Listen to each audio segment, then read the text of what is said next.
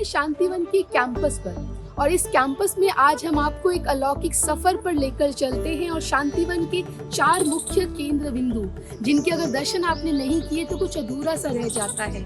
जैसे कहते हैं ना कि पांडव भवन में अगर 4 धाम की यात्रा नहीं की तो जीवन सच में अधूरा सा रहता है। ठीक उसी तरह से अब शांतिवन में 4 ऐसे मुख्य केंद्र बिंदु हैं जिनके दर्शन अगर आपने नहीं किया, जिनका सफर का दौरा आपने नहीं किया तो कुछ अधूरा सा रह जाता है। जैसे सबसे पहले अगर हम बात करें तो तपस्या धाम, बाबा की तपस्या भूमि है ये, मधुबन का सबसे इम्पोर्टेंट स्थान। इसके बाद अगर हम बात करें तो प्रकाश स्तंभ, दादी प्रकाश मणि की यादगार में बना प्रकाश स्तंभ, दादी जानकी की यादगार में बना शक्ति स्तंभ, शक्तियों से भरा, और हमारी प्यारी गुलजार दादी बाप दादा का रथ, उनकी यादगार में बना अव्यक्त लोक। ये है तपस्या धाम। इस शब्द में ही इसका महत्व छिपा है कि हमारा जीवन जो है एक योगी का जीवन है और योगी का जीवन योग तपस्या से भरा है।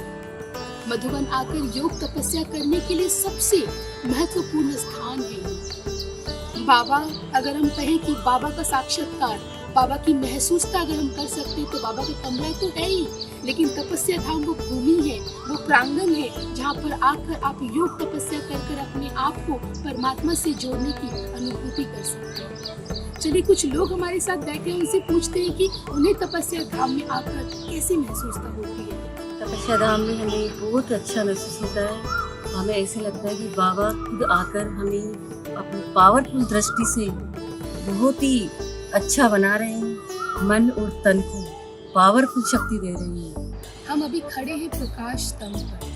प्रकाश स्तंभ इस चीज का प्रतीक है कि कैसे विश्व में ज्ञान की रोशनी, आध्यात्मिक रोशनी फैलाई जाए। और ये स्तंभ जो है दादी प्रकाश मणि, जिन्हें हम बड़ी दादी कहते हैं, उनकी यादगार में बना है। तो इसका महत्व अगर मैं बताऊं आपको तो जैसे दादी थी, ज्ञान का भंडार थी, दादी की जो रोशनी थी चेहरे से, चाल चलन से, दादी का जो बॉडी लैंग्वेज था वो कहीं ना कहीं इतना प्यारा था कि वो सिर्फ एक को प्यार नहीं करती थी, पूरे विश्व को आत्मिक प्यार, जिसे हम कहते हैं ना आत्मा का प्यार, वो था। तो इस प्रकाश स्तंभ में जो भी आते हैं उनकी भावना होती है कि हमें हर किसी को आत्मा देखना है, देह का भान भूलकर, हर संबंध भूलकर उस एक परमात्मा से संबंध जोड़ना है। दादी इतनी लविंग और केयरिंग थी कि दादी की ये भावना भी यहाँ पे सबको महसूस होती है कि हमें इस विश्व को बिल्कुल प्यार से ही सींचना है और आध्यात्मिक प्यार देते रहना है।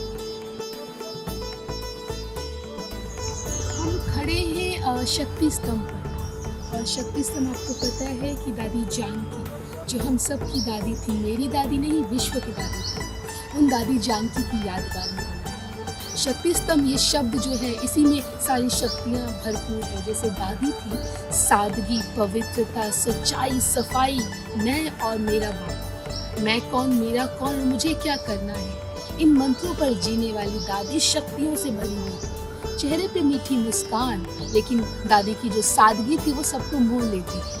ये पूरे शक्ति स्तंभ में जब भी आप आते हैं आपको ये भावना होती है कि यहाँ पे हर शक्ति, आत्मा के अंदर जो भी शक्तियाँ हैं, हमारे जीवन में जिन शक्तियों की ज़रूरत है उस सब की महसूसता होती है।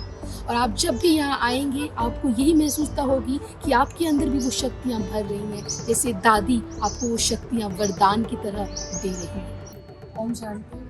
जैसे दादी हमेशा कहती है कि दिव्यता, पवित्रता हमारे अपने में धारण करना चाहिए, तो वही फीलिंग आती है कि मैं पवित्र आत्मा हूँ।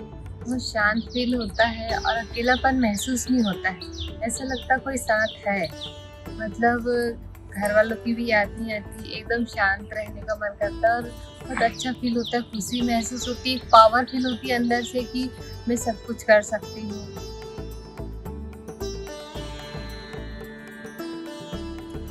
ये है अव्यक्त लोक। अव्यक्त लोक ये जो नाम है इसी में इसका महत्व छिपा है कि व्यक्त से परे, आवाज से परे उपराम स्थिति। जैसे हमारी दादी गुलजार की यादगार में बना ये अव्यक्त लोक, हालांकि अव्यक्त लोक हाल ही में बना है, लेकिन मधुबन का आज सबसे ज़्यादा अगर हम बात करें मुख्य केंद्र बिंदु है, क्योंकि दादी गुलजार जो बाप दादा का रथ रही है, जिन्होंने हमें परमात्मा से मिलन कराया है, वो दादी की यादगार में बना अव्यक्त लोक उनकी स्थिति दर्शाता है। इसके साथ साथ हमें ये एहसास कराता है, ये भासना कराता है, अव्यक्त लोक के आसपास से गुजरते ही आपको महसूस होगा शांति। आप आत्मा का जो स्वधर्म है, शांत स्वरूप आत्मा, तो वो साइलेंस स्थिति, वो उपराम स्थिति, दादी की गंभीरता, ये सारी जो क्वालिटीज़ है, आप एक बार अव्यक्त लोक के दर्शन कर लें, एक बार ऐसा लगता है जैसे हमने दादी से मुलाकात कर ली। दादी की वो शक्तियाँ आप अपने अंदर वरदान की तरह भर लेते हैं। ये है अव्यक्त लोक का महत्व। और अगर अव्यक्त लोक आपने दर्शन नहीं किया तो ऐसा लगता है जैसे मधुबन में कुछ अधूरा सा रह गया हो। तो कैसा लगा आपको आज का ये अलौकिक सफर, जिसका दौरा हमने आपको करवाया शांतिवन के 4 मुख्य केंद्र बिंदु। मधुबन आकर अगर इन 4 स्थानों का दर्शन नहीं किया, यहाँ योग तपस्या नहीं की, इनकी भासना नहीं की, तो कुछ अधूरा सा रहता है। तपस्या धाम में आप योग तपस्या कर अपने आप को योगी पवित्र बना सकते हैं। प्रकाश स्तंभ पर आप ज्ञान और आध्यात्म की रोशनी को चारों तरफ फैलाने की शक्ति ले सकते हैं। ठीक उसी तरह दादी जानकी की यादगार में बना जो शक्ति स्तंभ है, वहाँ पर आप बहुत सारी पावर, आत्मा की शक्ति भर सकते हैं और बाहर जाकर उन शक्तियों का वरदान लोगों को दे सकते हैं। ठीक उसी तरह अगर अव्यक्त लोक की बात करें तो दादी गुलजार की यादगार में बना ये अव्यक्त लोक हमें ये महसूस कराता है कि हमारे अंदर कितनी शांति है, बस कहीं न कहीं इसे हम भूल सा गए हैं। तो इस तरह से इन 4 धामों का अगर हम दर्शन करें तो लगता है कि सच में शांतिवन भी अब 4 धाम का केंद्र बिंदु बन गया है। जैसे बाबा कहते हैं ना कि ब्राह्मणों के लिए शांतिवन एयरपोर्ट बनेगा, उड़ती कला का एयरपोर्ट। ठीक उसी तरह से ये 4 धाम में अगर आप अपने आप को महसूस करें, इनकी पावर, पवित्रता, शक्ति और ये सारी चीजों को, तपस्या, योग, इनको भरे, तो आप कहीं ना कहीं ये महसूस करेंगे कि सच में हम उपराम स्थिति में पहुंच रहे हैं और बाबा जो चाहते हैं आप समान बन रहे हैं। ओम शांति।